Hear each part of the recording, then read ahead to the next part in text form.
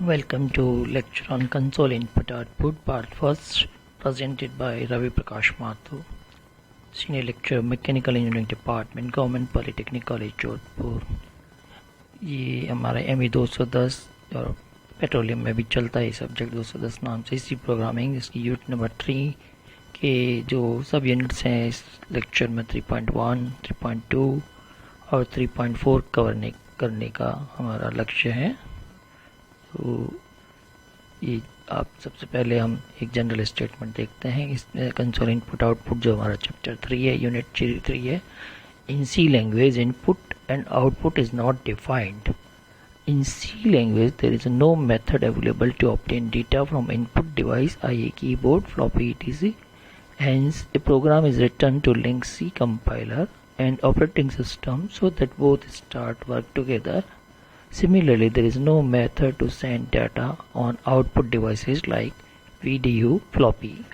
इन computer का जो normal काम करते रहे आप, उनमें आप जहाँ कीबोर्ड भी काम लिया है, फ्लॉपीज भी काम लिए हैं, हार्ड डिस्क भी काम में ली है इनपुट के रूप में, और जनरली आपके स्क्रीन पे डिस्प्ले आउटपुट के फॉर्म में भी आता है। और आउटपुट को आप अदर मेथड्स लाइक जैसे हमने कहा CD, फ्लॉपीज, पुराने ज़माने में फ्लॉपीज आती थी, अब सीरीज या और भी अलग अलग डिवाइसेज पे स्टोरेज किया जाता रहा है। तो अब हम कंसोल इनपुट आउटपुट के संबंध में अभी जब बात करेंगे कि तो सबसे पहले ये देखना चाहते हैं कि डिफरेंट टाइप्स जो इनपुट आउटपुट के हैं वो किस प्रकार के हैं। जैसा कि हमने पहले भी अभी देखा है कि सी जो लैंग्वेज है उसमें इनपुट आउटपुट के लाइब्रेरी फंक्शंस बनाए हुए हैं बहुत सारे। These functions are not included in main functions of C language, there are included in library function in C language. These are joined with C compiler by preparing small programs. There are many functions available in C language which can be classified in following three categories. Number one is console input output function. This function which receives input from keyboard and send output to VDU. It may be important to note that the keyboard and screen together are called a console.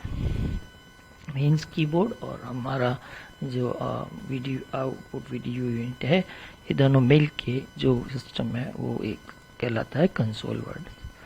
इसके अतिरिक्त हमने देखा था जो input और output पुराने ज़माने में से फ्लॉपी और आज के नाम CD या हार्ड डिस्क के थ्रू, एक्सटर्नल हार्ड डिस्क के थ्रू, आप पेन ड्राइव या USB ड्राइव्स काम लेते हैं, उनके थ्रू भी इनपुट और आउटपुट फंक्शंस काम करते हैं। पोर्ट इनपुट आउटपुट के रूप में जैसे हमने कहा था अभी कि USB ड्राइव या एक्सटर्नल हार्ड डिस्क इस प्रकार की डिवाइसेस काम में ली जाती हैं। इन सी द स्टैंडर्ड लाइब्रेरी जैसा कि मैंने राइट से इंडिकेट किया है, standard input output dot header एक फंक्शन के रूप में प्रोवाइड्स है जो functions for input and output के लिए प्रोवाइडेड है। द इंस्ट्रक्शन जिसमें हमें एक सिंबल के साथ शुरू करते हैं, इंक्लूड, और हम ये देखते हैं कि लेस देन और इक्वल टू के साइन, लेस देन और ग्रेटर देन के साइन के बीच में standard input output header price tells the compiler to search for a file named standard input output header and places its contents at the point in the program. इसका कहने का मतलब हम ये इस प्रकार की जो लाइब्रेरी फंक्शंस हमें काम में लेने किसी प्रोग्राम में, और जो फॉर एग्जांपल हमारे केस में इसमें standard input output header file में है, तो उनको हम इंक्लूड करने के लिए प्रोग्राम के प्रारंभ में ही उसमें इंक्लूड फंक्शन के साथ में इसको लिख देते हैं, जिससे standard input output header file में उपलब्ध सभी लाइब्रेरी फंक्शन प्रोग्राम के लिए अवेलेबल हो जाते हैं। The contents of the header file becomes part of the source code when it is compiled, जैसा अभी मैंने आपको कहा था। हम कंसोल इनपुट आउटपुट हमारे जो हमारा सिलेबस है उसमें ज़्यादा फोकस रखा हुआ है, बाकी जो मेथड है उन पे हमारे सिलेबस में ज़्यादा इनकॉर्पोरेट नहीं किया हुआ है। तो कंसोल इनपुट आउटपुट को हम देख रहे हैं, तो ये मेन रूप से दो क्लासेस में डिवाइड की हुई है। एक है unformatted console input output functions और दूसरे हैं formatted console input output function.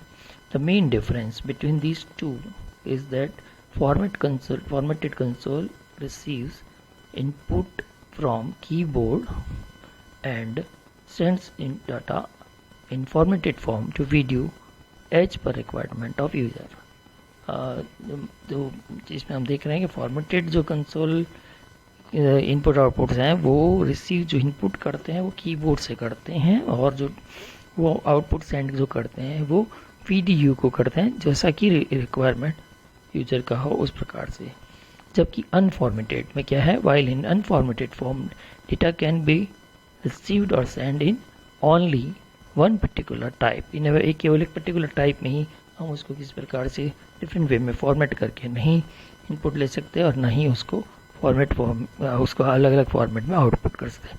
For example, if you require to print on student name, जैसा कि मैंने एक वेरिएबल इंडिकेट किया STU_ name and roll number, तो हम अगर दो वेरिएबल हैं स्टूडेंट नेम उनके एक कॉलम में और रोल नंबर दूसरे में अगर हम प्रिंट करना चाहें तो it will be printed on VDU and how much space will be in between them can be printed only by formatted console input output. और ये हम अनफॉर्मेटेड के केस में नहीं काम में ले पाएंगे। एक ब्रॉड वे में हमने ब्लॉक डायग्राम के साथ एक चार्ट के साथ इंडिकेट किया है कि कंसोल इनपुट आउटपुट फंक्शन में जो फॉर्मेटेड फंक्शंस है वो किस प्रकार के होते हैं, अनफॉर्मेटेड किस प्रकार से होते हैं। तो फॉर्मेट फंक्शंस में जब हमने देखा कैरेक्टर्स को जो डील करते हैं, इंटीजर्स को डील करते हैं, फ्लोट्स को डील करते हैं, स्ट्रिंग्स को डील करते हैं, तो इन सभी के लिए देख रहे हैं हम scanf नाम का एक इनपुट फंक्शन फॉर्मेटेड के केस में काम आ रहा है। और इसी प्रकार इन सभी अलग अलग टाइप के जो वेरिएबल्स हमारे हैं उनके लिए जो आउटपुट फंक्शन है वो printf के रूप में काम आ रहा है। जबकि अनफॉर्मेटेड के केस में इंटीजर और फ्लोट के रूप में कोई भी डिफाइन नहीं किया हुआ है फंक्शंस। जबकि कैरेक्टर और स्ट्रिंग्स के लिए जो फंक्शंस डिफाइंड है हम देख रहे हैं, कैरेक्टर के लिए इनपुट में getchar, gtch, gtche और gtchar, इनमें क्या डिफरेंस है ये हम जब आगे बात करेंगे उस समय इसके बारे में विस्तृत में बातचीत करेंगे। इसी प्रकार आउटपुट के लिए putch ब्रेसेस के साथ और putcher ब्रेसेस के साथ, और स्ट्रिंग्स के लिए गेट्स एंड पुट्स नाम के जो फंक्शन है वो काम में लिए जाते हैं। फॉर्मेटेड कंसोल इनपुट्स के संबंध में आगे विस्तृत में बात करें तो the functions printf and scanf fall under the category of formatted console input output functions. These functions allow us to supply the input in a fixed format and let us obtain the output in the specified format. The general form looks like this. printf brace के small brace के साथ शुरू होगा आगे, और एक inverted coma में यहाँ फॉर्मेट स्ट्रिंग्स इन्वर्टेड कोमा बंद करके उसके बाद कोमा के साथ list of variables, number of variables हो सकते हैं इसलिए हमने लिस्ट ऑफ वेरिएबल्स लिखा है। और ब्रैकेट जो छोटा स्मॉल ब्रैकेट है उस ब्रेसेस है उसे क्लोज करते हुए, जैसा कि हमने पहले एक आध बार पहले आपको शुरुआत में कहा कि कोई भी स्टेटमेंट जो एंड होता है वो सेमीकोलन से आता है, इसलिए डॉट और कोमा वाला जो एक साइन है वो इस लाइन के स्टेटमेंट के अंत में आप देख रहे हैं। तो the format string can contain, इसमें जो फॉर्मेट स्ट्रिंग है उसमें क्या क्या चीज़ होगी, characters are simply printed as they are and the conversion specification that begin with a percentage sign and escape sequence that begin with a reverse slash sign. इसको example में देखते हैं हम। जैसा कि मैंने आपको पहले भी कहा था कि अगर हम स्टैंडर्ड इनपुट आउटपुट हेडर की जो हमारी फाइल है उसके अगर वो फंक्शंस यूज़ करने हैं तो इसलिए हमने सबसे पहले उसमें हैश के साथ इंक्लूड फंक्शन लिखते हुए ये standard input output header file का सबसे पहले स्टेटमेंट शो किया है ताकि इससे संबंधित सारे फंक्शन इस प्रोग्राम के लिए उपयोग में आ सकते हैं। और जो मेन फंक्शन हम स्टार्ट करते हैं जिसके अंतर्गत डिफरेंट फंक्शंस हम स्टेटमेंट आते हैं जिनको हम मीडियम ब्रेसेस के अंदर कोड करते हैं, आप देख रहे हैं। तो वाइड मेन करके हमने फंक्शन इसमें दिखाया, जैसे वाइड का मतलब एक मतलब जो फंक्शन वापस वैल्यू रिटर्न नहीं करता, जैसे हम कैलकुलेटर में काम करते हैं और वैल्यू रिटर्न होती है फंक्शंस ऑपरेट करने पे, और अगर वैल्यू रिटर्न नहीं करानी हो तो हमें वाइड वर्ड यानी कि नल जिसे आप कहते हैं काम में लेना पड़ता है मेन के साथ। और हम देख रहे हैं ये दो कंसेक्यूटिव लेफ्ट और राइट ब्रेसेस के अंदर तीन स्टेटमेंट हमने लिखे हैं। Integer average is equal to 346 एक तरह का डिक्लेरेशन फंक्शन है, जैसा कि आपने पहले भी कहा था।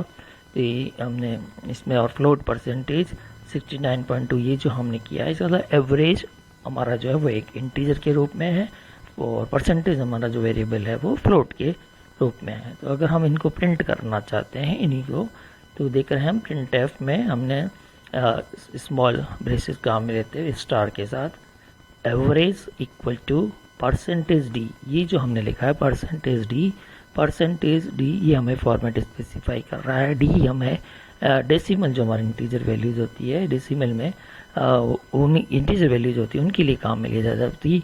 हम अब देख रहे हैं यहाँ पे हमने ऊपर फ्लोट में डिक्लेयर कर रखा है परसेंटेज को, तो इसीलिए जो हमारा स्पेसिफायर यहाँ जो आ रहा है परसेंटेज के साथ एफ आ रहा है, यानी कि ये इंडिकेट कर रहा है फ्लोट के लिए। तो इसके बाद जो हमने दो वेरिएबल्स इंडिकेट किए AVG और PER नाम से, तो और इसके बाद स्टेटमेंट को जो हम देख रहे हैं तीनों ही लाइन के स्टेटमेंट में हमने डॉट और सेमीकोलन डॉट और कॉमा वाले सिंबल यानी कि सेमीकोलन से एंड किया है, और लेफ्ट ब्रेस के बाद राइट ब्रेस से भी इसको क्लोज किया है। तो इस केस में आउटपुट जो हमारे प्रिंट के कारण आने वाली है, हम देख रहे हैं स्टार नाम के साइन के बीच में एवरेज जो प्रिंट है एवरेज इक्वल टू, तो वो एज इट इज प्रिंट हुआ है average equal to.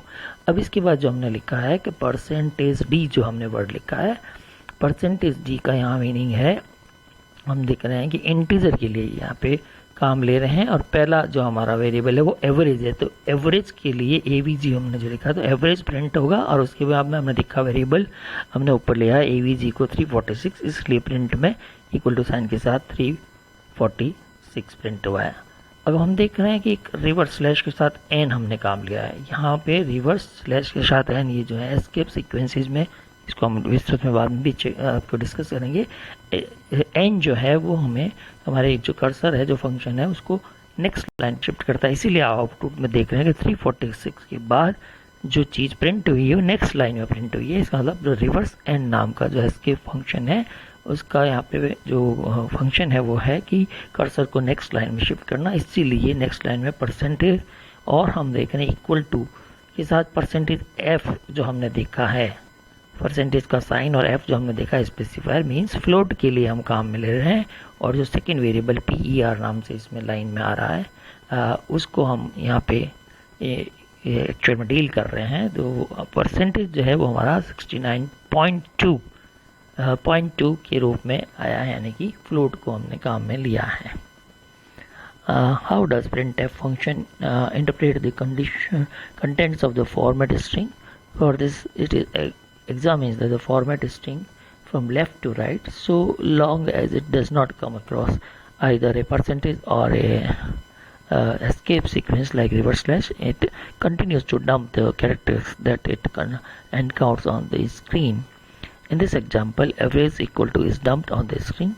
The moment it comes across a conversion specification in the format string, it picks up the first variable in the list of variables and prints its value in the specified format. जैसा मैंने आपको वहाँ पे भी just पहले बताया था, ये जो बात मैं कह रहा हूँ कि जो आप देख रहे हैं प्रिंट का जो फंक्शन आया है उसमें average equal to percentage D, तो यहाँ तक ये वैल्यू कंटिन्यू स्क्रीन पे प्रिंट करने वाला है, और पहला वेरिएबल जो AVG इसने पिक किया है, इसी के सीक्वेंस में जब इसने एस्केप सीक्वेंस आई है तो वो सेकेंड लाइन में शिफ्ट हो गया। ये बात यहाँ पे हम इस तरीके से इसको बता रहे हैं, इस तरीके से यही हमने देखा है। अगर आप देखें लास्ट थर्ड लाइन में the moment reverse slash N is made it places the cursor at the beginning of the next line, this process continues till the end of format string is reached. Format specification जो है वो हमने देखा है कि the percentage D और percentage F used in the printf are called format specifiers. They tell printf to print the value of average as a decimal integer and the value of percentage as float. Following is the list of format specifiers that can be used with the printf function. बहुत सारे हैं जो list एक हमने देखा है, जैसे कि अगर इंटीजर जो अलग अलग टाइप के थे, शॉर्ट साइंड हो, शॉर्ट अनसाइंड हो, लॉन्ग साइंड हो, इस प्रकार से उनके लिए फॉर्मेट स्पेसिफायर हम देख रहे हैं। शॉर्ट साइंड के लिए परसेंटेज डी, अनसाइंड के लिए परसेंटेज यू, लॉन्ग साइंड के परसेंटेज और एल डी के साथ में लॉन्ग अनसाइंड के लिए परसेंटेज। इसी प्रकार से रियल जो हमारा फ्लोट है उसमें फ्लोट है, डबल है, कैरेक्टर जो हमारा है उसमें ये कह सकते हैं हम सिंगल कैरेक्टर, अनसाइंड कैरेक्टर और स्ट्रिंग्स के लिए हम देख रहे हैं कि परसेंटेज एस से इंडिकेट किया जा रहा है। इसके अतिरिक्त हम जो हमारे following optional specifier in the format भी काम में ले सकते हैं।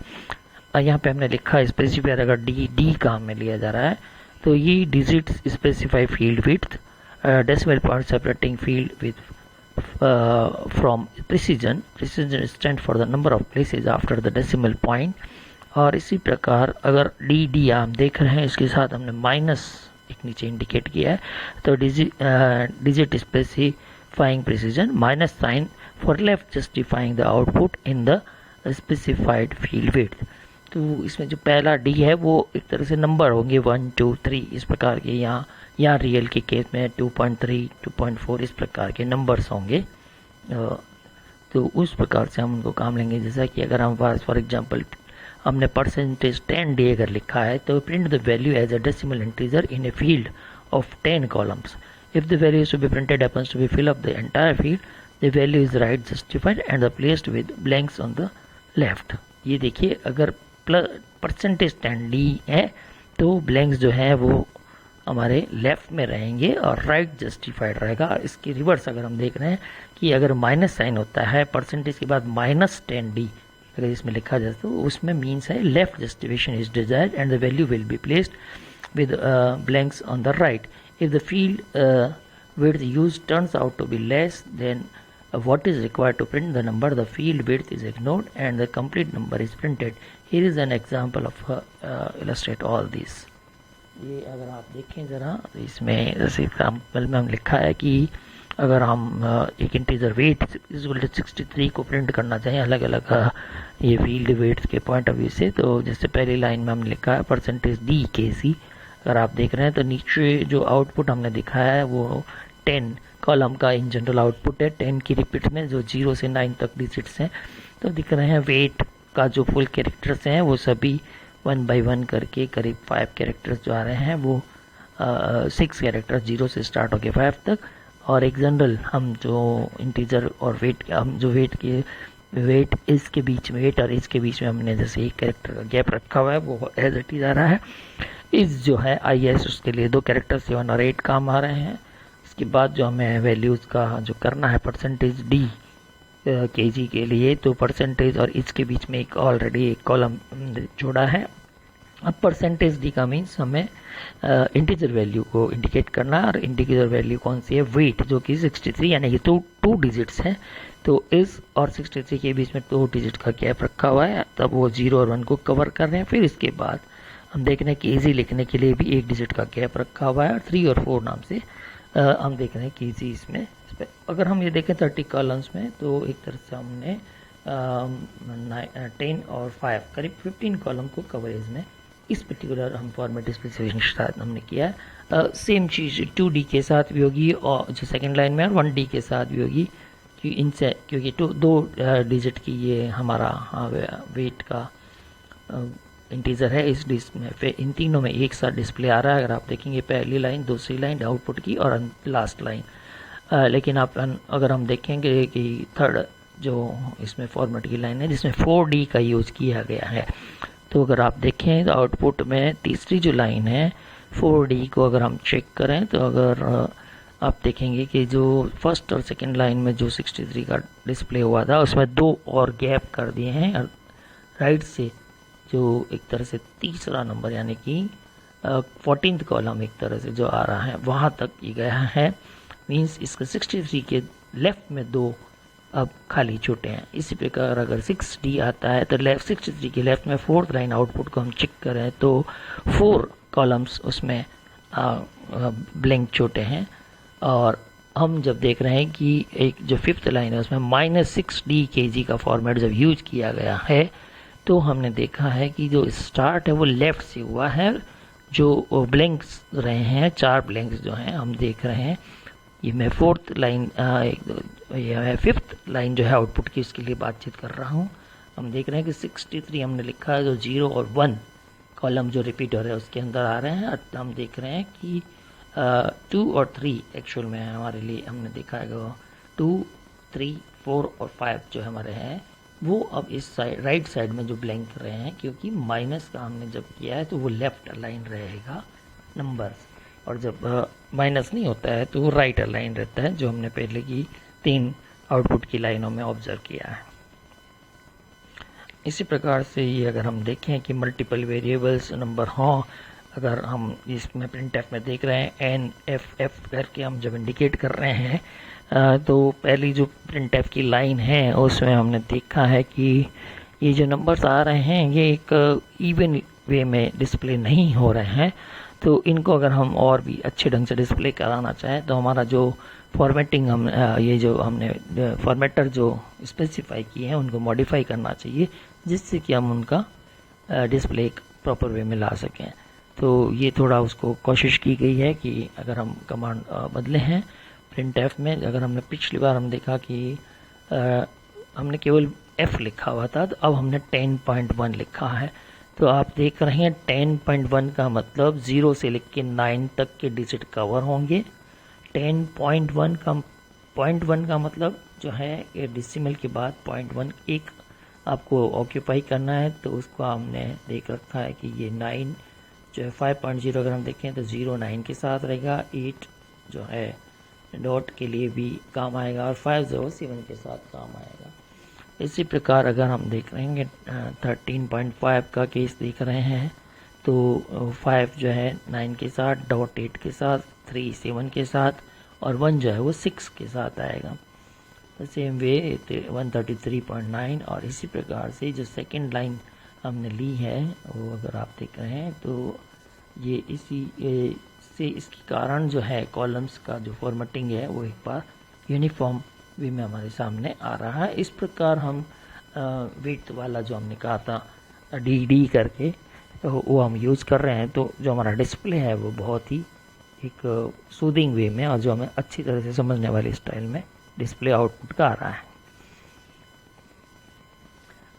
The format specifier also used for strings, ये स्ट्रिंग्स के लिए भी जैसे हम काम ले सकते हैं। तो इस केस में कैरेक्टर फर्स्ट नेम मान लीजिए सैंडी है, character sir name first Mallya है, कैरेक्टर फर्स्ट नेम जो आपका सेकंड जो है वो अजय कुमार है और सर नेम मान लीजिए गुरु बख्शनी है।